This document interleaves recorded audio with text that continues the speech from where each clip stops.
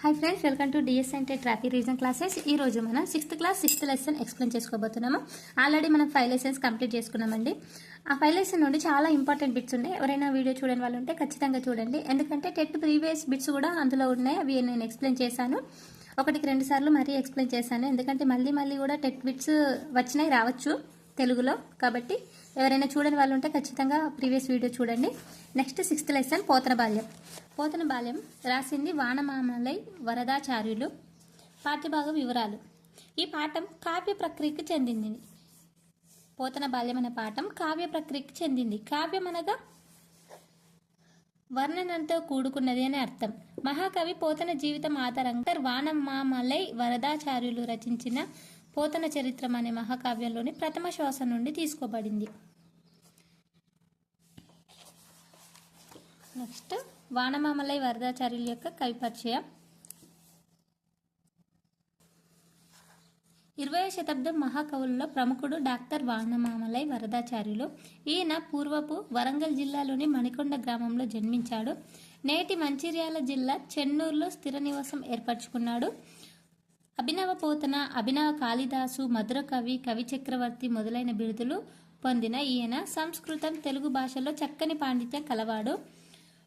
పోతన చరిత్రము మణిమాల, సూక్తి వైజయంతి, జయధ్వజం, వ్యాసవాణి, కూలిపోయే కొమ్మ, రైతు బిడ్డ, బుర్రకథల సంపుటి మొదలైన గ్రంథాలు రచించాడు.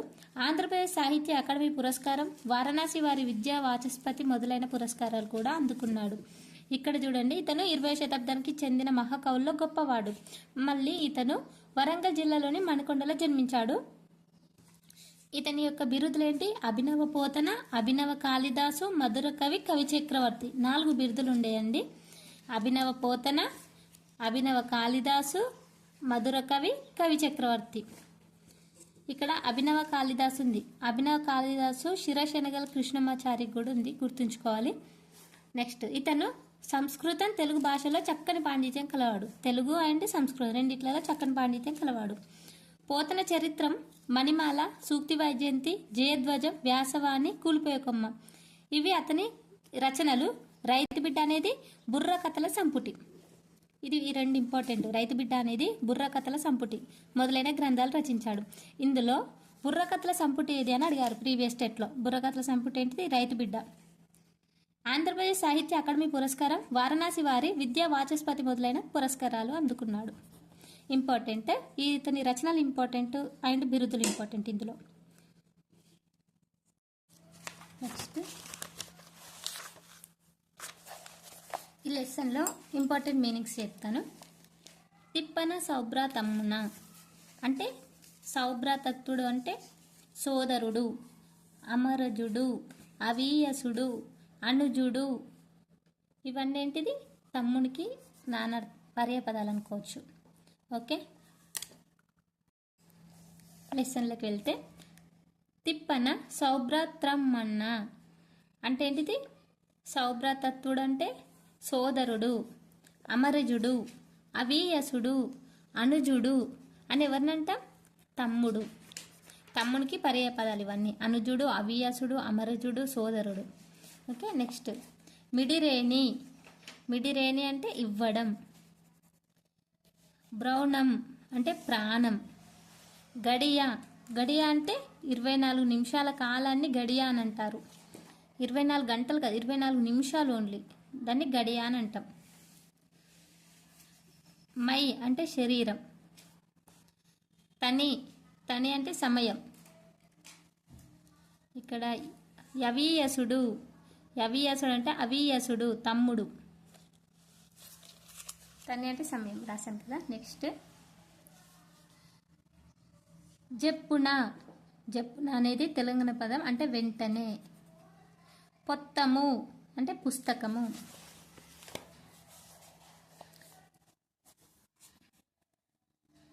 నెక్స్ట్ ఇక్కడ మెండుబడినప్పుడే ఇది వృత్యానుప్రాస అలంకారం అని ఉంది. ఎందుకంటే డూ అని పదే సార్లు వచ్చింది కాబట్టి వృత్యానుప్రాస అలంకారము.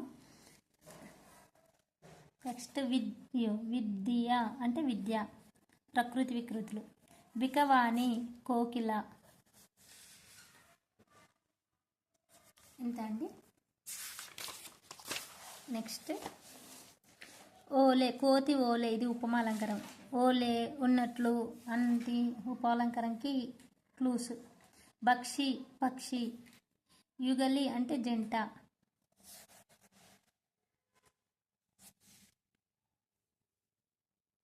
ఇక్కడ దర్శనోత్సాహ, దర్శన ప్లస్ ఉత్సాహ గుణసంధి. శ్రవణాభిరతియు అంటే వినాలని కోరిక. శ్రవణ ప్లస్ అభిరతియు సవర్ణ దీర్ఘ సంధి. సరోజార్చ, సరోజ ప్లస్ అర్చ, సరోజార్చ ఇది సవర్ణ దీర్ఘ సంధి. సరోజ ఆ ప్లస్ అర్చ ఆ, సరోజార్చ ఇక్కడ దీర్ఘం, సవర్ణ దీర్ఘ సంధి.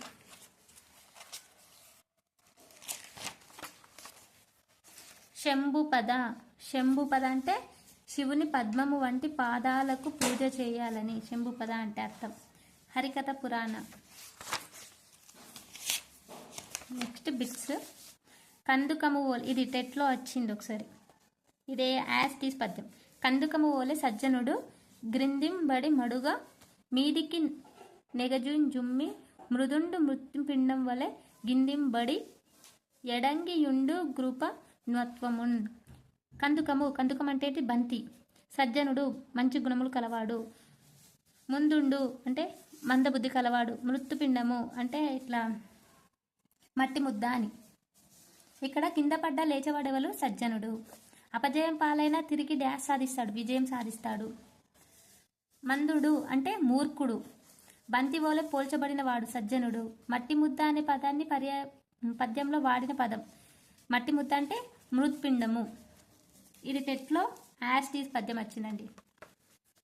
మనం టెక్స్ట్ బుక్ చదివితేనే ఎక్కడి నుండి ఏ బిట్ వచ్చిందో కూడా తెలుస్తుంది. కాబట్టి ఈ పద్యం ఓన్లీ టెక్స్ట్ బుక్ చదివిన వాళ్ళకి మాత్రమే ఇందులో ఉంది అని అర్థమవుతుందండి.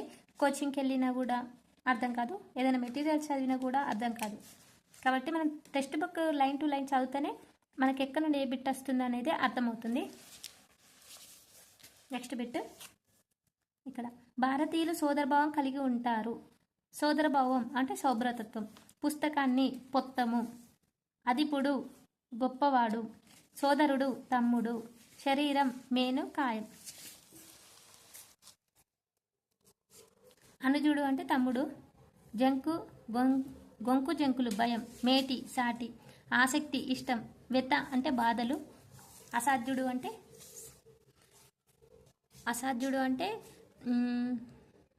ఇప్పుడు అసామాన్యుడు అంటాం కదా, అంటే ఎక్కువ శక్తి గలవాడు. అసాధ్యుడు కూడా అలాగే. ఇక్కడ ప్రకృతి వికృతులు. భోజనం బోనం. నిద్ర పొత్తం పుస్తకం.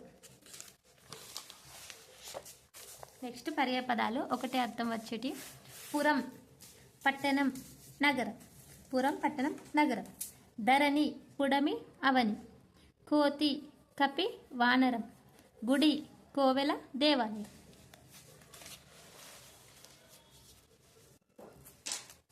ఇక్కడ నెక్స్ట్ బిట్. నామవాచకాన్ని లేదా సర్వనామాన్ని ఉన్న గుణాన్ని తెలిపేది విశేషణం. నామవచనానికి బదులుగా వాడేది సర్వనామం. పనిని తెలిపే మాట క్రియ. లింగ వచన విభక్తులు లేనిది అవ్యవయం. పేరుని తెలిపే పదం నామవాచకం. ఇక్కడ ఇచ్చారు ఎగ్జాంపుల్, ఇక్కడ ఏం లేదు. నెక్స్ట్ 7th లెసన్ ఉడత సాయం. ఉడత సాయం గోనబుద్ధారెడ్డి రచించాడు. పాఠ్యభాగ వివరాలు చూద్దాం. ఈ పాఠం ద్విపద ప్రక్రియకు చెందినది. ద్విపదలో 2 పాదాలుంటాయి. ఇది పాడుకోవడానికి అనువుగా ఉంటుంది. ఈ పాఠం రంగనాథ రామాయణంలోని యుద్ధకాండలోనిది. ఈ పాఠం అనేది ద్విపద ప్రక్రియకు చెందింది. ద్విపదకి ఆద్యుడు ఎవరు మరి? పాల్కూరికి సోమనాథుడు. ద్విపదలు ఎన్ని పాదాలు ఉంటాయి? 2 పాదాలు ఉంటాయి. ఇది పాడుకోవడానికి అనువుగా ఉంటుంది. ఈ పాఠం రంగనాథ రామాయణంలోని యుద్ధకాండ నుండి తీసుకున్నారు. ఇది ఉడత సాయం. కవి పరిచయం. గోనబుద్ధారెడ్డి 13వ శతాబ్దానికి చెందినవాడు. ఇతడు కాకతీయ సామంతరాజు. ఇతడు నంది వడ్డేమాన్ అంటే మహబూబ్నగర్ జిల్లాలోని రాజధానిగా పరిపాలించాడు. తన తండ్రి పేరిట రంగనాథ రామాయణ యుద్ధకాండ వరకు రచించాడు. మిగిలిన భాగాన్ని తన కుమారులు కాచభూపతి విఠలనాథుడు ఇద్దరు కలిసి పూర్తి చేశారు. ఇది తెలుగులో తొలి రామాయణం, రంగనాథ రామాయణం. ఇందులో శైలి సరళంగా మృదులంగా ఉంటుంది. అంటే లెసన్లోకి వెళ్తే ఇక్కడ తరి అనుంది. తరి అంటే సమయం. నెక్స్ట్ గొబ్బున అంటే తొందరగా. నచ్చపు భక్తితో, ఇది విశేషణ కర్మధారయ సమాసము. తడయక అంటే వెంటనే. వడి తొందరగా. వనది సముద్రం. నివ్విదంబున ఆ ప్లస్ విదంబున, ఇది త్రికసంధి ఇక్కడ. దవ్వు దూరం, ప్రకృతి వికృతి. తరుముషుకం, ఇక్కడ చూడండి తరుముషుకం. మూషుకం అంటే ఉడత. ఉడతని ఏమంటారు? తరుమూషుకం. బెలమి సంతోషం. దరు చెట్లు. భవ పుట్టడం. దంగ్రి కాలు. యుగ్మము జంట. గమలాప్త వంశ లక్ష్మణ. కమలలు వంటి అగ్రియు అంటే కాలు అన్నట్టు. అంగ్రి అంటే కాలు. ఇది ఉపమాన ఉత్తరపద కర్మధారయ సమాసం. తృణము, ఇది పెట్లో వచ్చింది. తృణము గడ్డి. పెట్లో అత్తలలో వచ్చింది తృణము గడ్డి. బనగ అంటే పాపాలను తొలగించు. నలినాప్త సుతుని. నలినాప్త సుతుని అంటే సూర్యుని కుమారుడు సుగ్రీవుడు. నలినాప్త సుతుని అంటే సూర్యుని కుమారుడు సుగ్రీవుడు. ముదమంది అంటే సంతోషం.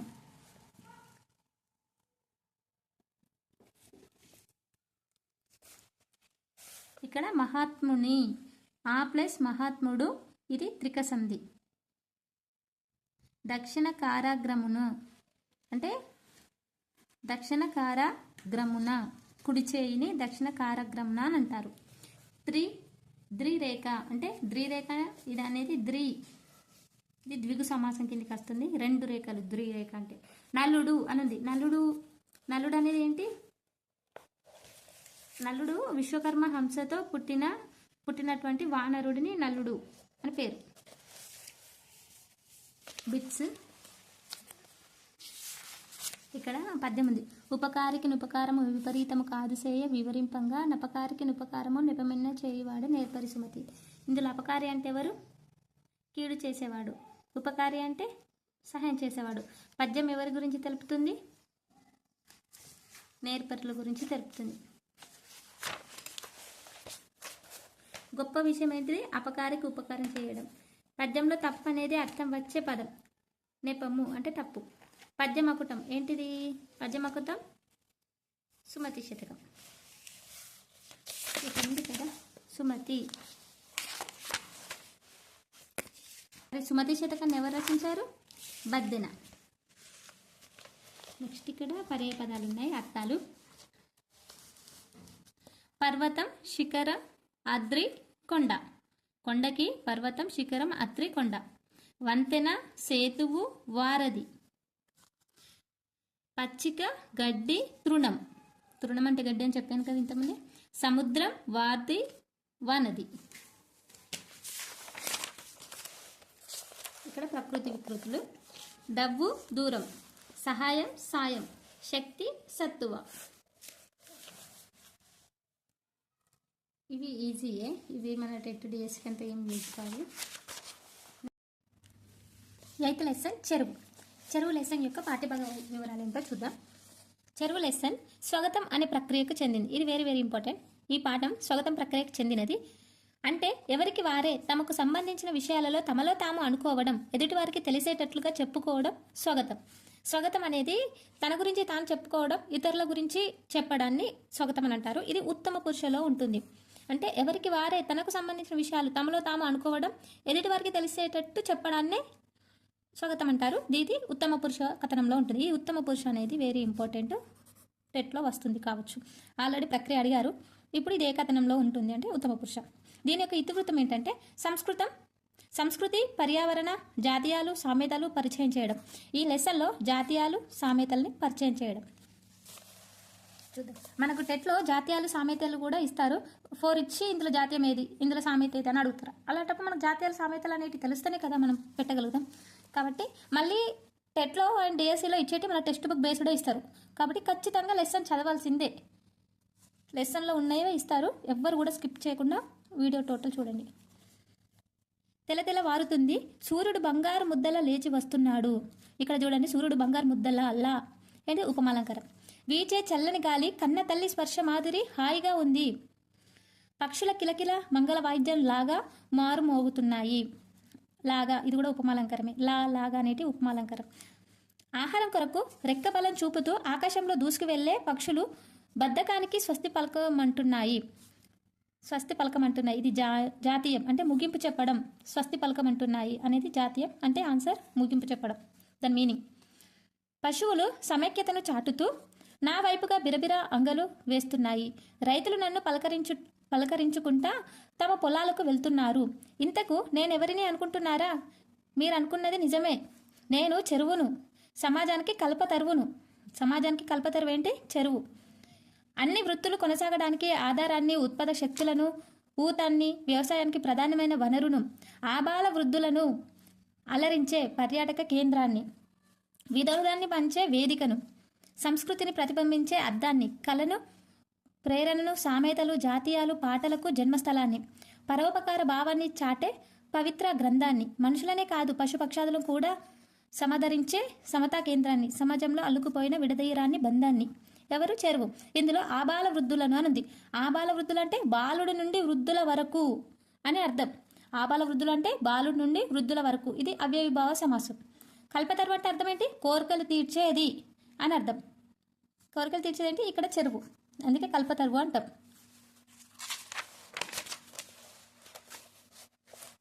నెక్స్ట్ ఇక్కడ ఇంపార్టెంట్ చెప్పుకుందాం, ఎందుకంటే టోటల్ చెప్తే టైం వేస్ట్ అయిపోతుంది. నేను ఆల్రెడీ ఇక్కడ మార్క్ చేశాను కదా. చెవికెక్కుతాయి అంటే జాతీయం, వినసొంపుగా అని. నెక్స్ట్ నిలువ నీడకై తరువు, నిలువ నీటికై చెరువు అనేది సామెత. ఇక్కడ చెవికెక్కుతాయి అనేది జాతీయం. శ్రీరామ రక్ష జాతీయం. ఇక్కడ చూడండి, వండిన కుండున్నట్లే అంటే వండించుకోవడానికి సిద్ధంగా ఉంది అని, ఇది జాతీయం. నెక్స్ట్ పరోపకారమర్థం శరీరం అన్న సూక్తికి ప్రత్యక్ష ఉదాహరణ. ఇది ఒక కొటేషన్ లాగా. కట్ట మైసమ్మను ప్రతిష్ఠించి పూజిస్తారు. వానలు పడకుంటే నా కట్ట మీద విరాట పర్వం చూపిస్తారు. ముక్కున వేలేసుకుంటా అనేది జాతీయం. ఇది డిఎస్సి బిట్ అంటే ఆశ్చర్యపోవడం. ఒక్కొక్కరు ముక్కుల వేలేసుకున్నారు అని అంటారు కదా, అంటే ఆశ్చర్యపోయారు. జాతీయం ఇది. పిల్లలకు నేను ఒక ఆట స్థలాన్ని అంటే చెరువు అనేది ఒక ఆట స్థలం. చెవినిల్లు కట్టుకొని ఇది జాతీయం. దీని అర్థం చెప్పిందే మళ్ళీ మళ్ళీ చెప్పడం. ఇది టెట్లో వచ్చింది బిట్ ఆల్రెడీ. చెవినిల్లు కట్టుకొని అనేది జాతీయం. అతి సర్వత్ర వర్జయేత్ అనేది సూక్తి. అతి ఎప్పుడు పనికిరాదు. అతి సర్వత్ర వర్జయేత్ అంటే అతి చేయడం ఎప్పుడు పనికిరాదు అని.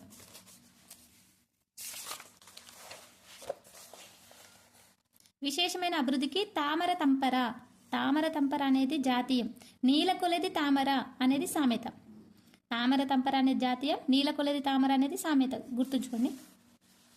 నెక్స్ట్ కప్పలు చేపలు బయటపడ్డాయి అనే పదబంధాన్ని వాడుతున్నారని మీకు తెలుసా?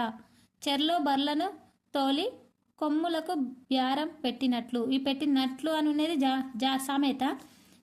కప్పలు చేపలు బయటపడ్డాయి అనేది జాతీయం. పదబంధం అంటే జాతీయం. ఇక్కడ సామెత వచ్చింది. చెర్లో బర్లను తోలి కొమ్ములను బేరం పెట్టినట్లు, ఇది సామెత. గుండె చెరువైంది జాతీయం. గాలం వేయడం జాతీయం. గండి కొట్టడం జాతీయం. కప్పలు చేపలు బయటపడ్డాయంటే అసలు రంగు బయటపడింది అని అర్థం. ఓకే,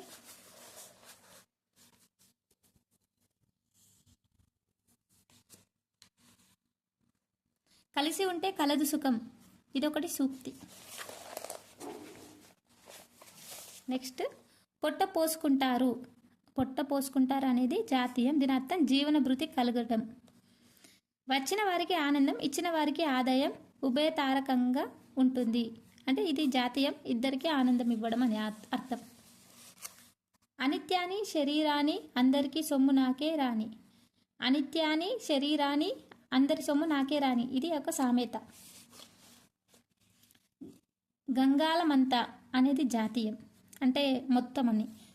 ఉండేదాన్ని తాంబాలమంతా. గంగాలమంతా ఉండేదాన్ని తాంబాలమంతా, ఇది ఒక జాతీయం.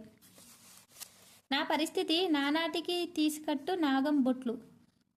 ఇడ అట్లు అన్నట్టుంది కాబట్టి ఇది సామెత. నా గుండె గుబేలమంటది, ఇది కూడా సామెత. దీని అర్థం భయం. అల్లం తిన్న కాకోలే, అల్లం తిన్న కాకోలే, ఎంత మొత్తుకున్నా ఎవరు పట్టించుకుంటలే అన్నట్టు సామెత. చేసేవి లోపాలు, చెప్తే కోపాలు, ఇది కూడా సామెత. చేతులు కాలినాక ఆకులు పట్టుకుంటే ఏం లాభం, ఇది సామెత. చెరువును పొమ్మన్నాడం అంటే కరువును రమ్మన్నాడమనే, అంటే చెరువును పొమ్మందాం అనుకున్నాం అనుకో మనకు కరువు వస్తుంది అని సామెత. మౌన సాక్షిని అనేది జాతీయం, దీనికి అర్థం నిదర్శనం అని. మంతనిలో శిలా సముద్రం అని చెరువు ఉంది. వనపర్తి రాజులు ఏకంగా సప్త సముద్రాలు అని పేరు పెట్టుకున్నారు. మంతనిలోని శిలా సముద్రం చెరువుకి వనపర్తి రాజులు ఏకంగా సప్త సముద్రాలు అని పేరు పెట్టుకున్నారు. చెరువులకు పెద్ద చెరువులను సముద్రంగా పిలిచే సాంప్రదాయం తెలంగాణలో ఉంది. చెరువులలో పెద్ద చెరువుని ఏమని పిలుస్తారు, సముద్రంగా పిలిచే సాంప్రదాయం తెలంగాణలో ఉంది. ఏకంగా సప్త సముద్రాలను పేరు పెట్టుకున్న దేనికి, వనపర్తి రాజులు పెట్టుకున్నారు. దేనికి, మంతనిలోని శిలా సముద్రానికి. వెరీ వెరీ ఇంపార్టెంట్, ఇక్కడ రాసాను కూడా. ఇందులో ఇంపార్టెన్స్ బిట్స్ ఇవే అండి. నేను ఆల్రెడీ పాఠం చదివినా కాబట్టి నాకు ఇందులో సామెతలు, జాతీయాలు అండర్లైన్ చేశాను, హైలైట్ చేశాను. పాఠం అంతా చెప్పుకుంటే వీడియో చాలా లెంతీ అవుతుందండి, అందుకే తొందరగా కంప్లీట్ కాదు. మళ్ళీ ఇందులో బిట్స్ చూద్దాం. పదాలు, వాక్యాలు చదవండి. చెవిన ఇల్లు కట్టుకొని జాతీయం. ఉరకపోయి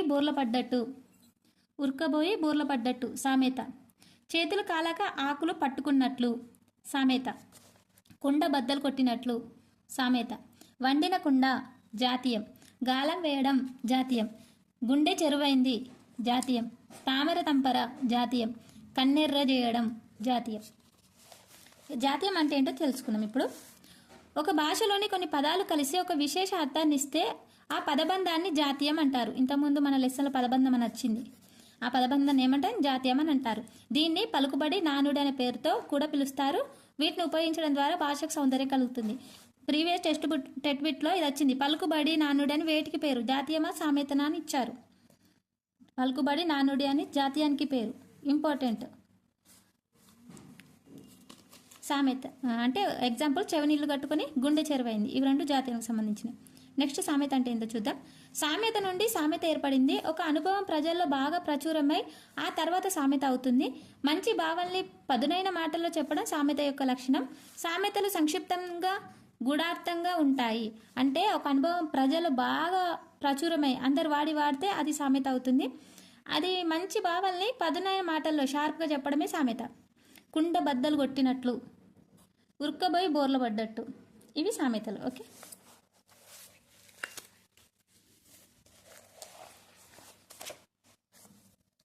నెక్స్ట్ ఇందులో ఇంపార్టెంట్ ఏం లేవు. నెక్స్ట్ చీమల బారు లెసన్. చీమల బారు 9th లెసన్ రాసింది పొట్లపల్లి రామారావు. పాఠ్యభాగ వివరాలు తెలుసుకుందాం. ఈ పాఠం గేయ కవిత అనే సాహిత్య ప్రక్రియకు చెందింది. గానం చేయడానికి అనువుగా ఉండే కవితను గేయ కవిత అంటారు. గానం చేయడానికి అనువుగా ఉండేదే గేయ కవిత. ఈ పాఠం పొట్లపల్లి రామారావు రచించిన ఆత్మవేదన కవితా సంపుటిలోనిది. కవి పరిచయం. పొట్లపల్లి రామారావు వరంగల్ అర్బన్ జిల్లా ధర్మసాగర్ మండలం తాటికాయల గ్రామంలో జన్మించాడు.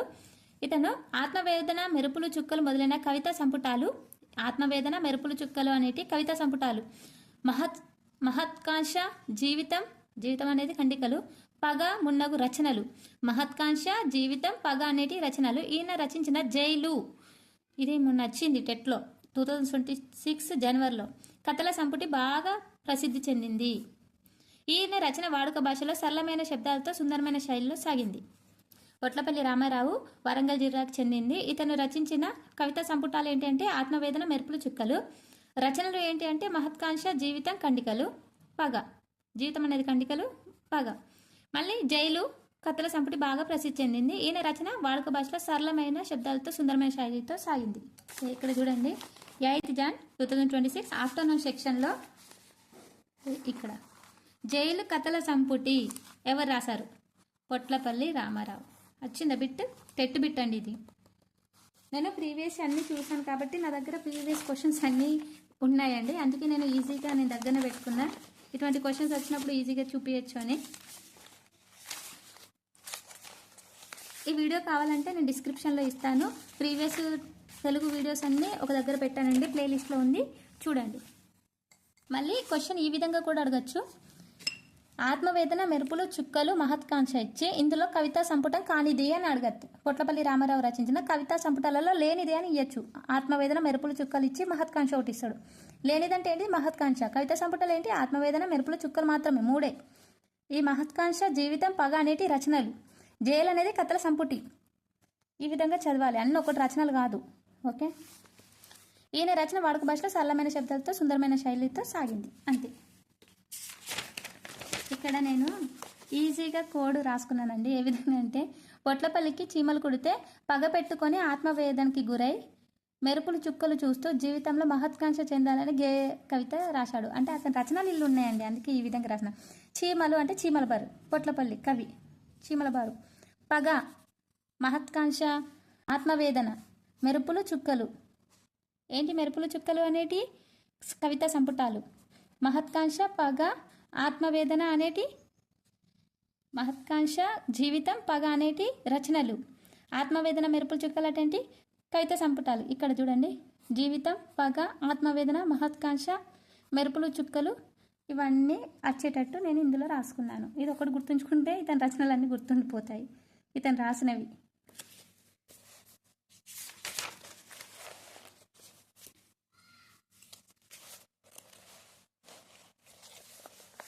నెక్స్ట్ ఇక్కడ ఊహు మీరెక్కడికి ఓ చిన్న చీమల్లారా. ఇక్కడ ఊహు అనేది అవ్యవం, ఆశ్చర్యార్థం రెండు ఉంటాయి. ఇది ఇంపార్టెంట్. మీరెక్కడికి, మీరు ప్లస్ ఎక్కడికి ఉత్వసంధి. మీరు ఎక్కడికి ఉత్వసంధి. మీరే గదా, మీరు ప్లస్ ఏ గదా ఉత్వసంధి. బారు కట్టి అంటే వరుస కట్టి. సీమ అంటే ప్రాంతం. కయ్యానికి అంటే కొట్లాటకి. వియ్యానికి అంటే వివాహానికి. ఒరిమి అంటే సహనం, ఓర్పు. ఇంగితజ్ఞ అంటే తెలివిగలవారు. పని పాటలు అంటే పని పాటలు, ఇదేంటి? ద్వంద్వ సమూసం. మడి అంటే దేవుడి మాన్యం అట. మడి మాన్యాలు అంటే దేవుడికి మాన్యం. కొల్లలు కొల్లలు అధికంగా. కడుదుర్గము అంటే చాలా కష్టమైన. లేములు, లేములు అంటే పేదరికం. లేము అంటే పేదరికం, ఇంపార్టెంట్. విద్య అంటే విద్య. ఏమి ప్లస్ ఏము అమెద్రిత సంధి. ఏమేమి అని ఉంది కదా, ఏమి ప్లస్ ఏమి అమెద్రిత.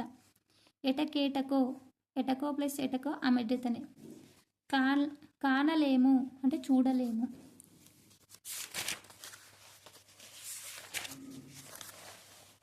నెక్స్ట్ లెసన్లో అర్థాలు. సీమ అంటే ప్రాంతం, ప్రదేశం. కయ్యానికి గొడవకి, కొట్లాటకి. బారు కట్టి వరుస కట్టి. మాన్యాలు నేల పొలాలు. ఒరిమి అంటే ఓపిక, సహనం. ప్రకృతి వికృతులు. విద్య విద్యే. చిత్రం చిత్తరువు. మాన్యం మన్యం. ఇక్కడ ఇవి ఇంపార్టెంట్. ఏంటి అంటే ఉత్తర పదం పూర్వపదం ఏంటి అనేది తెలుసుకునడం, అంతే. ద్వంద్వ సమాసంలో పూర్వపదం ఉత్తర పదం ఏంటి? దేశభక్తి. ఇక్కడ చూడండి, కూరగాయలు. కూర ప్లస్ కాయ. కూర మరియు కాయ, కూరగాయలు. గురువు దక్షిణ, గురువు కొరకు దర్శన. లక్ష్మీపతి, లక్ష్మి యొక్క పతి. తెల్ల చొక్క, తెల్లనైన చొక్క. దేశభక్తి, దేశం నందు భక్తి. ఈ పై పదాల్లో వేర్వేరు అర్థాలు గల రెండు పదాలు కలిసి ఒకే పదంగా ఏర్పడ్డాయి కదా. అర్థవంతమైన రెండు పదాలు కలిసి కొత్త పదంగా ఏర్పడేదాన్ని సమాసం అంటారు. అందులో మొదటి పదాన్ని పూర్వపదం, రెండో పదాన్ని ఉత్తర పదం అని అంటారు. గురు శిష్యుల బంధం చాలా గొప్పనైనది. గురు శిష్యులు అనే మాటలో రెండు పదాలు సులభంగా గుర్తించవచ్చు. అవి గురువు, శిష్యువు. ఇట్లా వివరించి చెప్పడాన్ని విగ్రహవాక్యం అని అంటారు. ఇందులో గురువు, శిష్యుడు ఇద్దరు ముఖ్యులే. ఇట్లా రెండు కానీ అంతకంటే ఎక్కువ కానీ సమప్రాధాన్యం గల నామవాచకాలు కలిసి ఒకే మాటగా ఏర్పడడాన్ని ద్వంద్వ సమాసం అని అంటారు. ఎగ్జాంపుల్, అన్నదమ్ములు, కష్టసుఖాలు, కీర్తి ప్రతిష్టలు, ప్రేమాభిమానాలు, కలిమిలేమి. అంటే రెండు సమప్రధానం ఉంటాయి నామవాచకాలు, కానీ సమానంగా ఉంటాయి, వాటిని ద్వంద్వ సమాసం అని అంటారు. అంతే అండి ఈ video. Next 10th lesson Balanagamma. ఇందులో నుండి చాలా ఇంపార్టెంట్ బిట్స్ ఉన్నాయి, మనం నెక్స్ట్ వీడియోలో ఎక్స్ప్లెయిన్ చేసుకుందాము. ఈ వీడియో మీకు నచ్చినట్టయితే లైక్ ఇచ్చి షేర్ చేయండి. అందరూ చూస్తున్నారు కానీ లైక్ చేయడం లేదు, సబ్స్క్రైబ్ చేయడం లేదు. ప్లీజ్ సబ్స్క్రైబ్ చేయండి, లైక్ చేయండి. ఇలా మీరు లైక్ చేయడం ద్వారా మన క్లాసెస్ చాలామందికి రీచ్ అవుతాయి. ఓకే, ఎంకరేజ్ చేయండి. Thank you.